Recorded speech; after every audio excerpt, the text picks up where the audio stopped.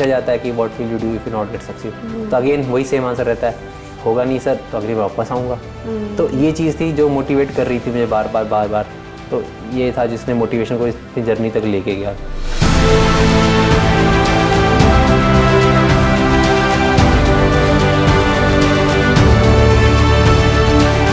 तो मैंने सोचा तो नहीं था कि सेंचुरियन में आके चीज़ें होंगी, मैं सिर्फ प्रैक्टिस के लिए आया था, बट मैं कहूँगा सारी चीज़ें यहीं चेंज हुई और सबका सपोर्ट था। तो सर ने मुझे कुछ वीकनेसेस बताई जो कि इवन स्टूडेंट्स सुनेंगे कि यार ये तो क्वालिटीज़ हैं, तो ये कैसे हो सकता है। फर्स्ट थी क्या कहते हैं डिटर्मिनेशन, तो लैक ऑफ डिटर्मिनेशन, ये एक वन ऑफ द इनक्यूज है। तो लोग सोचते हैं मैं ना बताऊं, बट ये थी कमी क्योंकि दिख जाती है। सेकंड था ओवर कॉन्फिडेंट, क्योंकि मेरा जो बैकग्राउंड ऐसा आता है जिसकी वजह से मेरे को लगता था कि यार सबका तो हो रहा है, मेरा तो हो ही जाएगा। ये रीज़न था वन ऑफ दी जिसकी वजह से इतने अटेम्प्ट लग गए। ठीक है। थर्ड था रिजिड इन नेचर, ये चीज़ ऐसी थी कि आपके पास इतना एक्सपीरियंस है तो आप सोचते हो कि यार सामने वाला मैं भी गलत बोल रहा हूँ, ठीक है, तो आप अपने हिसाब से करते हो। तो वो चीज़ें थी जिसको क्या कहते हैं मेरे SSB रियल SSB से 5 दिन पहले पता चली और इन 5 दिन में मैंने चेंज किया।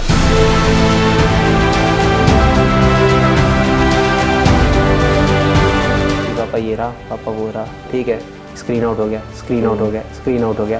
पहले 3-4 अटेम्प्ट में तो कुछ नहीं बोला कि चलो ठीक है कोई बात नहीं। बट अब वो जैसे ही चौथा अटेम्प्ट आया, पापा आगे से बोलते थे स्क्रीन आउट हो गया। मैंने कहा कि हाँ स्क्रीन आउट हो गया। कहता ठीक है आजा, सब छोड़, ठीक है, इंजीनियरिंग सर्विसेज में लगा है, ठीक है, जो कर रहा है। मम्मी का ऐसा था, बेटा कोई बात नहीं तू कर लेगा, हो जाएगा, ठीक है। तो मम्मी का तो हमेशा वो जो प्यार है ममता बनी रहती है हमेशा। कुछ अटेम्प्ट्स मैंने जब दिए, ठीक है, लगातार 5, 6, 7, 8, 9, फिर पापा को लगा कि भाई अब ये यही करना चाहता है, उसको पूरा सपोर्ट इसी में दो, ठीक है। तो मैंने पापा को बोला पापा मैं इंजीनियरिंग सर्विसेज क्लासेस हो चुकी है मेरी पूरी, मैं घर पे आके प्रिपेयर करना चाहता हूँ और क्या कहते हैं मैं यहीं से दूंगा।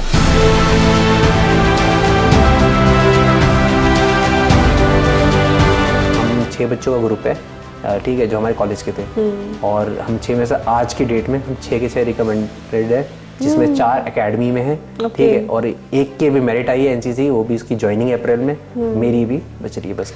Okay, very nice.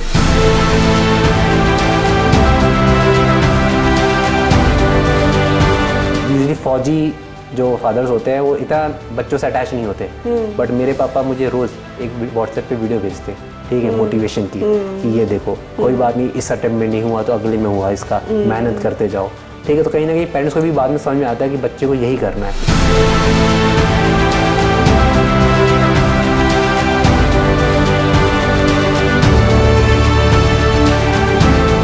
Ma'am profile में टाइम्स की बात करें तो आई गेस 1.5 घंटे से ज़्यादा ही लगा था, ठीक है। मेरे को लगा सर बता दें कि PIQ कैसे भरना है, ठीक है। तो ये तो पता ही है यार, इसमें क्या बताएंगे। अटेम्प्ट भर ही दिया सर, ठीक है, जितने अटेम्प्ट से ज़्यादा PIQ भर रखे मैंने।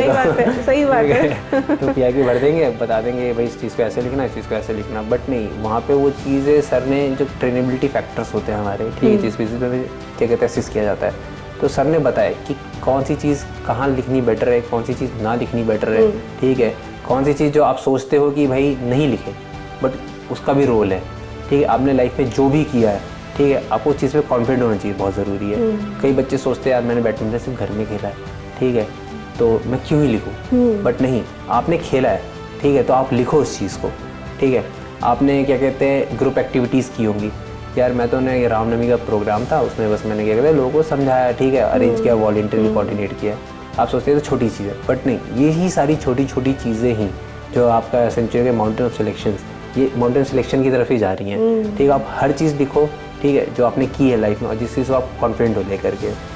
मैं कहूँगा इस चीज़ को wear your medals. Father section में सर ने मैंने फादर डेजिग्नेशन लिखी थी और सैलरी लिखी थी, ओके। तो वो चीज़ सर ने समझाई कि ये अगर तू डेजिग्नेशन लिख रहा है, जो सैलरी लिख रहा है, तो इससे एक्सपेक्टेड क्या क्वेश्चंस होंगे, ठीक है। तो उन चीज़ों को मैंने कभी नहीं सोचा फादर से रिलेटेड क्या पूछेंगे, मिलिट्री लाइफ थी, मिलिट्री लाइफ पूछेंगे, अभी क्या कर रहे हैं, किस टाइप का वर्क कल्चर है, नॉर्मल सी, बट नहीं, इसके रिगार्डिंग जो चीज़ें थी उससे वो असेस कर लेते कि यार आपका बैकग्राउंड कैसा है, ठीक है, और उस बैकग्राउंड से आपको क्या अपॉर्चुनिटीज़ मिली, उसको क्या आपने यूटिलाइज़ की है, तो वो सारी चीज़ें सीसी सर ने मुझे समझाई। फॉर एक एग्जाम्पल देना चाहूँगा सबको, जैसे कि एक स्कूल है, तो आपसे क्वेश्चन पूछा था कि what are the things that you want to improve in your school, तो बच्चे यूजली बोल देते हैं कि सर क्या कहते हैं बेल ख़राब है, ये वाइट वॉश नहीं हुआ है, ये नहीं हुआ। तो ये छोटे बच्चे जो उनसे एक्सपेक्टेड है, ग्रेजुएट एंट्री वाले से नहीं है ये छोटी मोटी चीज़ें। ग्रेजुएट एंट्री वाले ऐसी बात है सर वोकेशनल ट्रेनिंग के अंदर ही कमी है, ठीक है, उसके बाद से हमारे क्या कहते हैं बोर्ड्स में चेंजेस होने चाहिए, हमें जो क्या कहते हैं एक्स्ट्रा सब्जेक्ट्स मिलते हैं जो सीबीएसई ऑफर करती है।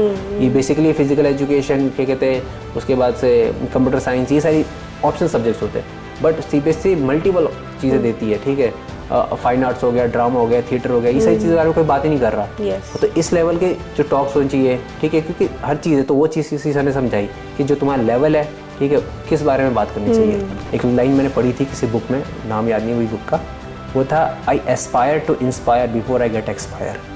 तो ये जो चीज़ थी जिसने मुझे कह सकता हूँ मेरी लाइफ जर्नी को ले गया है, और इसी चीज़ को मैं फॉलो करता हूँ और आगे फॉलो करूँगा।